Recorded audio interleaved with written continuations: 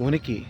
నార్మల్‌గా దేవుని గురించి అడిగేటప్పుడు ఎవరన్నా అడిగేది, దేవుడు ఉన్నాడా లేడా అని కంటే, ఉంటే చూపించండి అని. ఇక్కడ గమనించాల్సిన విషయం ఏందంటే, ప్రతిదీ మనం చూస్తేనే నమ్మాలని లేదు. ఒక తియ్యటి వస్తువులోని తియ్యదనం కళ్ళకు కనపడదు. నాలుకకు మాత్రమే కనిపిస్తుంది. అలాగే మనం పీల్చే గాలి మన కంటికి కనిపించదు. కానీ మన నాసికా రంధ్రాలకు మాత్రమే తెలుస్తుంది. అంటే ఇక్కడ ఉన్నారా లేదా అనేది కంటికి కనిపించాల్సిన అవసరం లేదు. అది ఫీల్ అయితే చాలు. మనిషికి ఉన్న ఎమోషన్స్ కానీ, బంధాలు కానీ ఇవన్నీ కూడా ఎవరి కంటికి కనిపించవు. అవి ఎక్స్పీరియన్స్ అయితే కానీ తెలియదు.